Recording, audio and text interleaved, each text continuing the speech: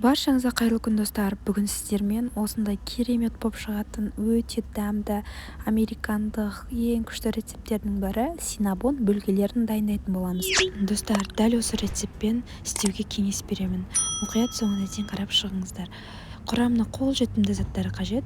Описание бөлімін басатын болсаңыздар, құрамына не керек, қанша грамм, қанша зат керек, соның барлығын жазып қойдым. Мұқият сол жерден қарасаңыздар болады. Осылай шекеріміз бен жұмыртқамызды араластырып аламыз. Венчик болса венчикпен, немесе қасықпен, немесе вилкамен араластырып алуға болады. Оның үстіне жылы сүт құямыз. Сүтіміз шым-шым болса да жақсы, себебі жақсы көтерілетін болады. Егер мұздай сүт қоссаңыздар, көтерілмей қалуы мүмкін. Оның үстінен май құямыз. Мен майды пампушканы ертіп құйдым. Шидра или ета құйсаңыздар да болады. Егер болмаған жағдайда тамақ қуыратын май қоссаңыздар да болады. Мен осылай бір ыдыстың ішіне тұз, дрожж және де ванилин қостым. Барлығын салып жақсылап араластырып арамыз. Ванилин бұл өте күшті дәм береді, иісі де өте күшті болады. Оның үстінен ұн қосамыз. Ұнымызды осылай қасықтап біртіндеп қосып алғанымыз жақсы. Осылай араластыратын болсақ, қамырымыз тез әрі жұмсақ әдем болып иленетін болады. Арасында ұндар болып қалмайды. Одан кейін ұнымызды барлығын салып, қолмен, қасықпен ары қарай жақсылап бала болғанға дейін илеп алатын боламыз. Достар, мен ұн мөлшерін жазып қойдым, 600 грамм деп. 600 граммның ары-берісін ғана қосыңыздар.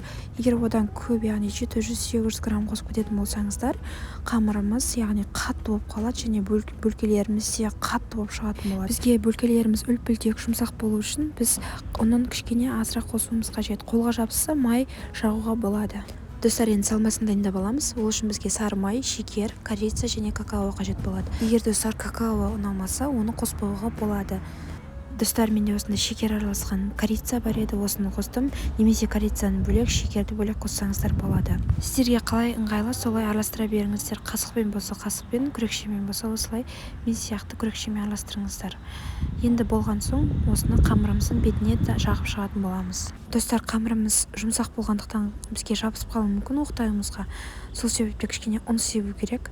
Ұнды барынша аз сепкеніміз жақсы. Осылай жабыспай әдемілеп жайып алатын боламыз.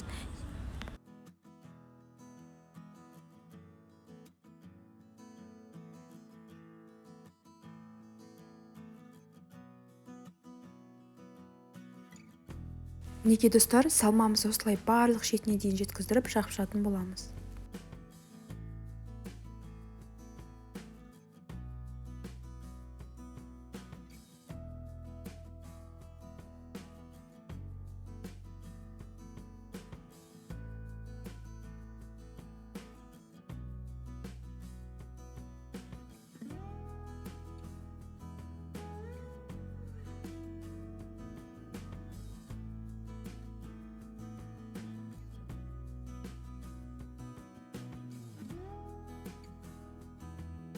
Ал енді барлығына жақып болғаннан кейін дөңгелектеп орап шығатын боламыз.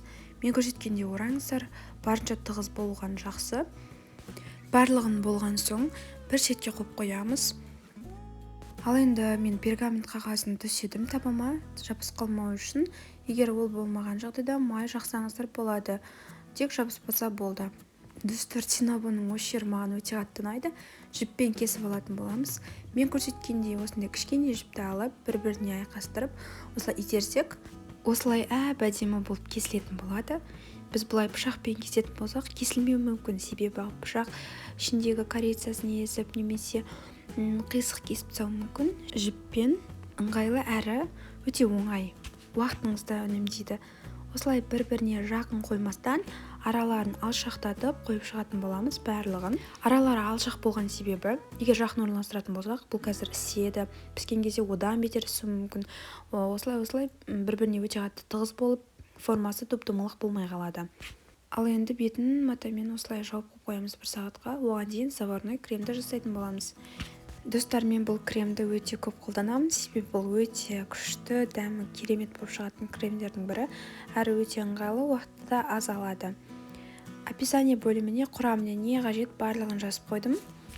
Достар, құрамына қажетті заттардың барлығын ыдысымызға осылай салып, венчиктің көмегімен немесе вилкамен жақсылап араластырып аламыз. барлығын жақсылап араластырғаннан кейін осылай қайнаған сүтті құятын боламыз. Қайнатпай құйсаңыздар да болады. Ал енді достар, салмамыз бен сүтімізді жақсылап араластырып аламыз. Бір-бірімен жақсы араласқаны жақсы. Достар, дәміне қарай ванилин қосуға болады. Мен ванилинді қосатын себебім дәмі өте күшті болып шығады, иісі де. Міндетті түрде қосу керек емес, өз қалауларыңызға қоспауға да болады. Ал енді қайнататын ісімізді жақсылап қыздырып, осылай құятын боламыз. Құйғаннан кейін жақсылап тоқтамастан араластырып тұратын боламыз. 3-4 минуттың ішінде бізде осындай керемет крем пайда болады. Достар, менде қайнаған сүт болғандықтан менде өте тез дайын болды. Егер сіздер қайнатпаған сүт болсаңыздар, кішкене қайнағанын күтесіздер. Осылай тоқтатпай біркелкі араластырып тұрамыз. Егер араластырмай қалсаңыздар, асты күйіп кетуі мүмкін. Креміміздің арасында осындай қара түстес пайда болып, және дәмі өзгеріп кетеді. Сол үшін ерінбестен соңына дейін араластырып тұрамыз. Достар, тез су үшін мен осындай бөлек іске құйып алдым. Достар, міндетті түрде пищевая пленка, целлофан немесе пакет осындай заттармен бетін мен көрсеткендей бетіне тығыздап осылай жауып қоюымыз қажет. Егер жаппаған жағдайда беті қатып, кремдеріміздің арасында осындай қатпарлы болып қатты кремдер жүретін болады. Достар, мінекей бетін аштық. Біздің уже қамырымыз осылай үлкейіп кеткен. Яғни алыс қойғанымыз өте жақсы болған. Ал енді пешімізде 180 градуста 25 минут немесе 30 минут аралығында пісіріп алатын боламыз қызарғанша. Достар, менде пешім новый пеш болғандықтан кішкене қатты қызартып алдым. Сіздер бұдан ашық түс болғанға дейін қызартып алыңыздар. Ал енді достар, заварной креміміз осылай барлығын бетіне жағып шығатын боламыз. Осылай молынан жағатын болса, креміміз өте жұмсақ, өте дәмді болып шығады. Осылай мен әсемдедім бетін. Әркім өз қалауынша әсемдеуге болады. Сонымен қатар заварной кремнен басқа да кремдерді қолдануға болады. Мінекей достар, біздің синнабон бөлкелеріміз дайын болды. Бірден алып жеп кетуге болады. Қойып қойсаңыздар одан жақсы. Өте керемет болып шығатын. Дәмінде сөз жоқ. Кремінде, бөлкелерінде өте жұмсақ болып шығатын. Біздің синнабон бөлкелерімізді міндетті түрде жасауға кеңес беремін. Отбасыларыңызға ұнайтынына сенімдімін. Сіздермен болған Балнұр. Қош сау болыңыздар. Достар, сіздерден бір өтініш. Менің YouTube және Instagram каналдарыма тіркеліп, лайк басып, комментария жазуды ұмытпаңыздар, иә? Қош сау болыңыздар.